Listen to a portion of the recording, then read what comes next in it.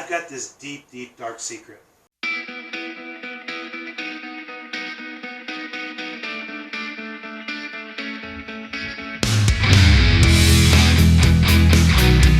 Hey everyone, I've got this deep, deep, dark secret that I just have to get off my chest.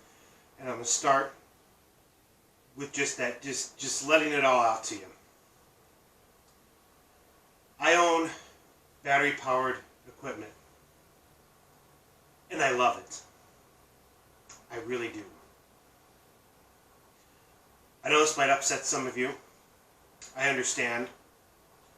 But really, I really do love the battery-powered equipment. And I'll tell you, one of the things is I started with battery-powered equipment, actually from the get-go when I first started my business. I had an Ego weed whip. And I actually really enjoyed the Ego weed whip. The problem was the batteries didn't last long enough. And I had a $5 Ryobi gas one that I had picked up on Marketplace, which I still have, by the way, and it still runs. But so I would end up using that one a little bit more frequently. I did have some issues with the Ryobi the Ego weed whip. That had to deal more with a model-specific, I think, issue. The issue is that when Ego designed this, they did a really brilliant thing. They put the motor down here in the head as opposed to up on top. And they just had the battery up on top with a wire going through the shaft to activate the motor on the bottom.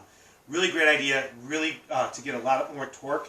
However, there were cooling fans for the motor built into the head. So you have to use that particular head.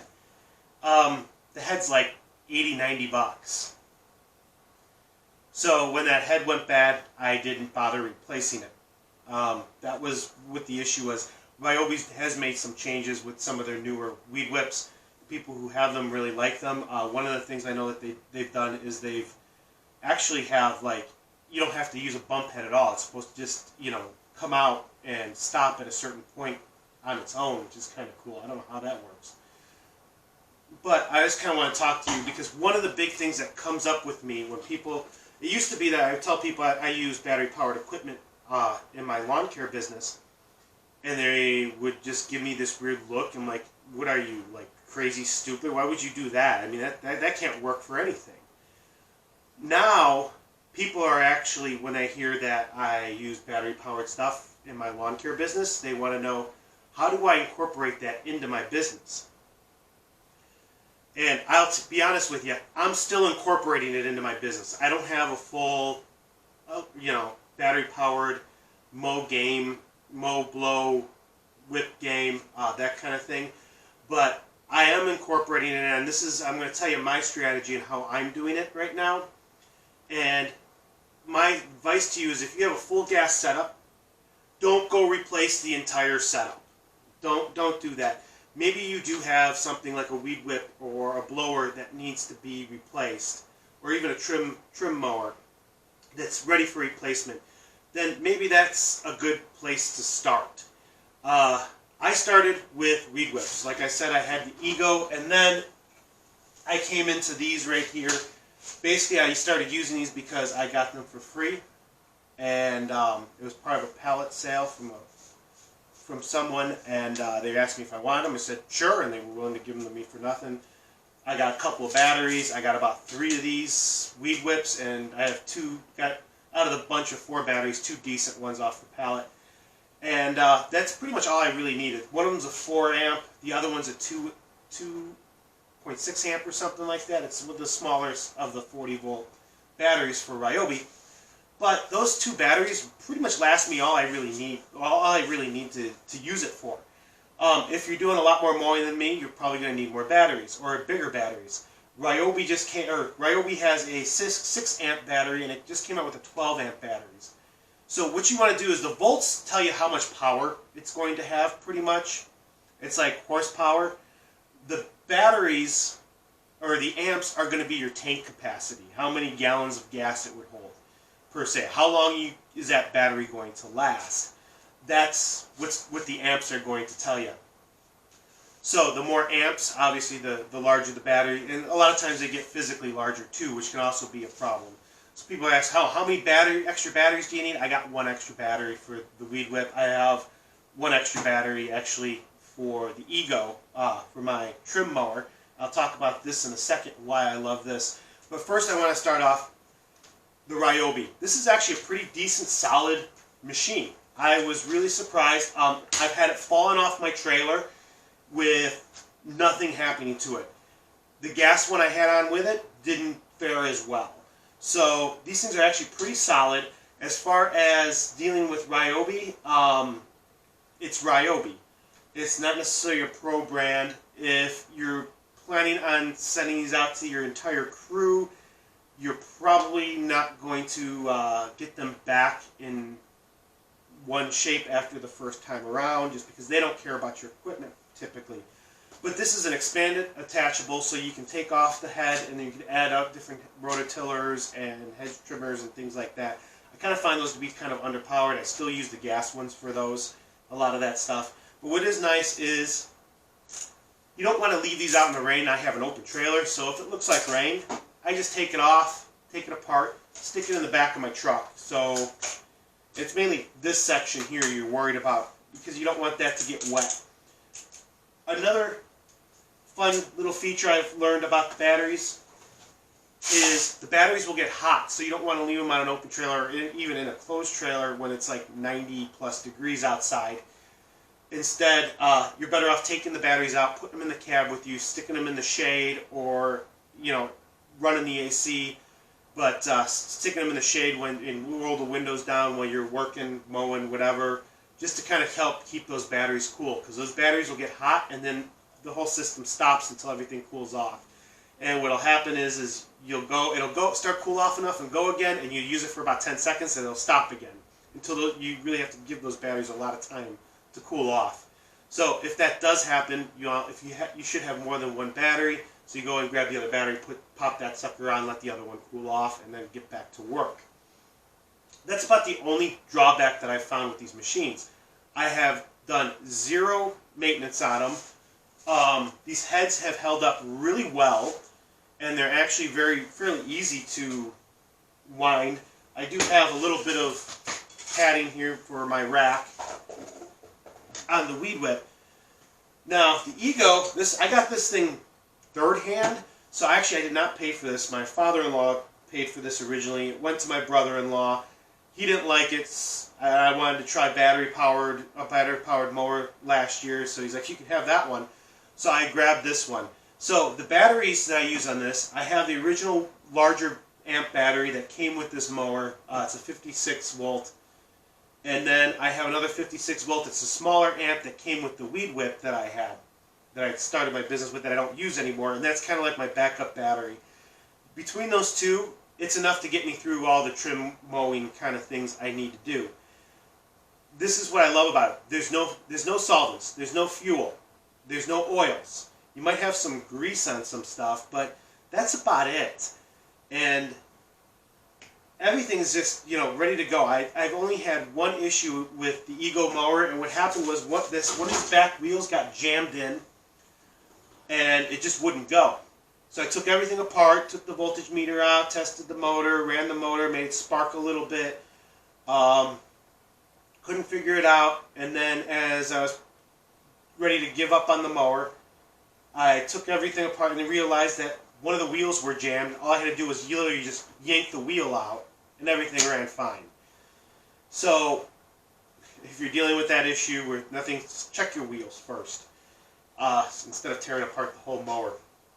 But I did learn a lot about electric by doing that and just doing YouTube videos and the like. So that is something that I really like. The other thing that I really like about this particular mower is this handle's actually collapsed down. It would pop up as well. But this will fold down, and literally just a handle here that I can pick it up from. I can wheel it like this if I want, but I can also pick it up from this handle, grab it back here, pick it up, toss it in the back of my truck. If I had a tonneau cover on my truck, which I don't, but nobody knows that that thing's there while I'm driving. I never liked the look of the landscaper that has the handle stuck up over top of the bed of the pickup truck. Anyways, so I do fold it down. But if you have a tonneau cover or something, it'll slide right underneath it. The other thing that's really nice about it, you don't have to worry about what angle it's on when you store it. It's actually designed to be stored like this to save you space. Or you can store it like this. Or if you really want to, you can even turn on its side like this and store it there. Sorry, I have a little electric heater in it. So it doesn't really matter what angle you set it on. The only issue that I've had so far is I can't figure out how to put an hour meter on it. And you might be like, well, what do you need an hour meter for? You're right, I don't need it for an oil change. I don't need it for spark plug change. I don't need it for air filter changes because it doesn't have any of that. However, there is one piece of maintenance that does need to be done on this mower: blade sharpening. So that is the only thing I got to worry about on this particular mower is blade sharpening, and that should happen every 25 hours. So that would be what I would use an hour meter for on this machine. Now, I have started working into placing a whole lot of things in place. I don't know, Keith, is that even in frame? I got a few snow blowers here next to me, and I bought something for my truck. And I got a power inverter for my truck. Now, this was to run snow blowers off of. Kind of shove it underneath the seat here.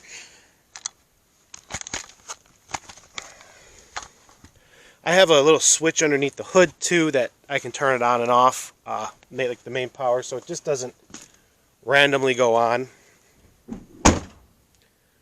There's a baseball. Oh, there it is.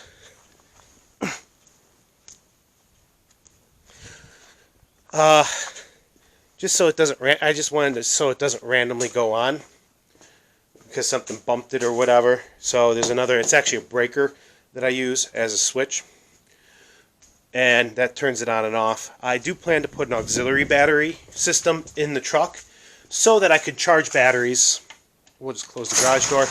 Just so I can charge batteries, you know, while I'm sitting there idle or mowing or whatever.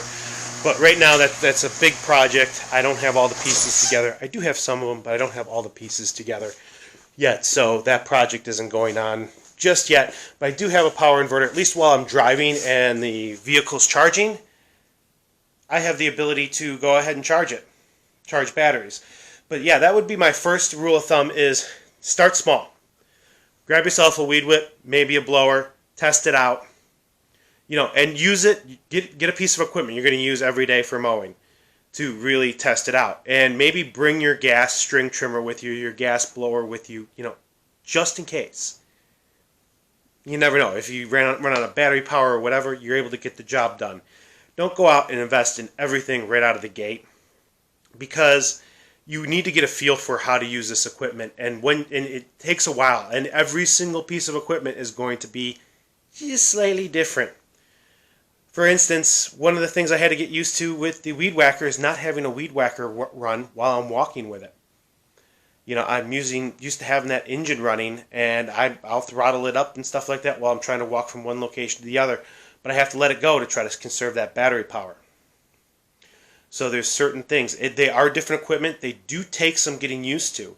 You're going to use it the first time, you're going to be like, I hate it. But if you use it a few more times, you're going to be like, maybe this is okay. After a while, you'll get used to it, and you'll be like, this is the greatest thing in the world. So that's the key thing that I will tell you about this stuff. The push mower. Again, there were things I had to get used to. Number one is the lack of noise. I'm like, is this thing even running? Is this thing going to work? You know, and honestly, it's not running unless you have the button pushed. And then I would try to run the blades all the time. Even if I'm just transporting the mower, I'll run the blades. The blades and the wheels work independently. You only need to run one or the other. You don't need to run them both at the same time. So I would be running the blades while I'm transporting the mower, just killing the battery more over asphalt or concrete. And, you know, that was something else I had to get used to. And just not sitting there by the truck and starting my mower up to go take it and walk it over wherever it has to go so I have the power for it. But actually waiting to engage the blades till I get to the location that I actually want to start mowing at. That was one of the other things I had to kind of get used to. So I haven't gotten the blower yet. That's on chart for this season. And as far as the big commercial mowers, this is my recommendation for that. Wait. Just wait on those. Right now, there's only 2 zero-turns that I see that are worthwhile. Neither one of them are technically commercial. One of them is the Ego. The other one's the Ryobi. I'm going to tell you right now, Ego and Ryobi are going to be the two companies to watch for battery-powered equipment. Ryobi actually is putting out a 52-inch deck, but it's definitely not the commercial quality. Ego has a 42-inch deck. Again, it's probably a quality you can get away with commercial. A lot of the commercial companies that go pure electric depend on Ego. And they're really good, solid machines. I've been pretty impressed with Ryobi myself as well, with all their battery-powered stuff. And you get the 18-volt system. By the way, lawn care equipment, you want the 40-volt system with the Ryobis. You don't want to deal with the 18-volt unless it's something that only is available in the 18-volt. Don't think I'm going to use the battery out of my drill in my weed whip unless you're a homeowner and you're not pressed for time. You're not worried about efficiency. Otherwise, you want the 40-volt system for Ryobi. That being said, Ryobi's got a really cool zero-turn mower. I think it goes up to 52 inches. And it's actually an 80-volt system. It does have removable 80-volt batteries, and that's the key thing, is the removable batteries. None of the pro stock stuff has removable batteries. You charge them on you charge up the machine, and you leave them on the machine. And I don't know, I'm sure if you're probably like me. I see that indicator, and I'm looking at how much I got left to do. I'm like, I can do this. I can get this done. We'll take care of it. You got enough in there to squeak out. And then you find out you don't. And then what do? You're dealing with a dead mower because you have no way of charging it in the middle of the field or wherever you're at. Or maybe you're taking it, trying to get it on the trailer. And so you end up having to push the mower from wherever it's at onto the trailer. And that's not any fun either. That is probably one of the things I did mention too about the Ego that I really like. It's much, much lighter than your standard gas 21-inch, 22-inch mower. It's a lot lighter and a lot easier to pick up in and out of the back of the truck. Not only does it store better in the truck, but it picks up better in the truck. But what Ryobi's doing is they have the 80 volt, and you can remove them, but there's no separate charger. You have to charge them on the machine. However, they have this auxiliary ports that you can add extra power to through the 40 volt batteries in the 80 volt mower. So if you end up getting stuck because you ran out of battery power, you stick in a couple of 40 volt batteries, you can at least get the mower where you need it to go. And that's the big kicker with me, is not having the removable batteries. With the Ego, you run out of battery power, you go ahead and walking back to the truck, grabbing another battery, sticking it in there, and getting the mower where you need it to go. And then go worry about charging the batteries or replacing the rest of them or whatever the case may be. So having the removable batteries is key to the pro business. I don't understand why none of the pro companies are making removable batteries, but having those extra batteries is key. I don't care if the mower does say it'll run 7 hours straight. If I'm working 10, 12 hours a day, that mower could be running more than 7 hours. I might need it to run more than 7 hours. But yeah, if you guys have gas equipment, you have a setup with gas, don't go sitting there replacing every piece of equipment you got. If you got what you need, use what you need. Replace things one at a time. Get used to it, then go to the next. You shouldn't even have to deal with an entire season of trying to convert into electric. It's not that great of a sell point. People are more concerned about costs than they are about noise. Now, eventually, after people have it, they love it and they'll never want to go back to another service who uses gas-powered equipment once you have all electric equipment. I actually started doing some lawns early in the spring with the all-electric system, basically with the exception of the blower. I was using the whip and I was using the mower. I actually lost a customer because I switched back to my gas mower after using the electric mower. And she liked the electric mower better, and I don't blame her. It did leave a nicer cut than the gas one because the deck was smaller. But she hit me up on a 98-degree day plus the heat index, which was like 108 or something like that. And she's like, well, I only want you to use that one mower. And I told her no. And she, I forgot exactly what her reasoning was about trying to tell me the contract. Oh, blah, blah, blah. And I go, yeah, but nowhere in the contract does it say what pieces of equipment I would use. Nowhere, no. I think she said something. Well, that I can't request a piece of equipment. Like, you can request whatever piece of equipment you want, but nowhere in my says which piece of equipment that I will use. Nor does it say in the contract that you have the ability to request pieces of equipment. But anyway, she didn't like that. She wanted the little battery-powered mower, and we cut ties. I'll be honest with you, I wasn't too upset about that one to begin with. But so when customers get the battery-powered stuff, they really like it. They won't want to go back to a service that provides gas-powered equipment, especially if they're working from home or if they're retired and are at home all the time. They don't want to hear your noisy lawnmowers and blowers and weed whips and things like that. They want to enjoy themselves. They don't even want to know that you've been there, to be honest with you. And that's what they really, really like.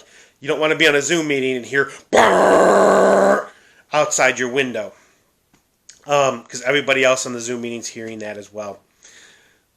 So people really, really do like, customers really, really do like the battery-powered stuff. So yes, I do recommend, if you're a pro and you're looking into it, really try it out. And I recommend easing into it.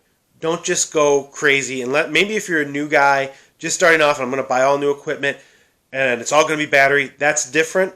But if you got a setup already, ease into it. Replace one piece at a time. Don't go hog wild and just replace everything. And ultimately what you're going to find out is your customers are going to comment about how much they like this equipment or that equipment. You'll find out, oh, I really like the Weed Whacker now because it's so much quieter and blah, blah. You will have customers telling you these things.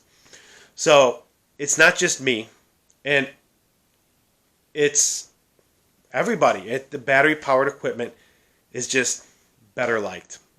So, maybe you have some ideas or anything to make battery work better without having to spend thousands of dollars on extra batteries. If you do, comment down below. But this is just kind of how I recommend getting started with battery-powered equipment, especially if you already have a setup.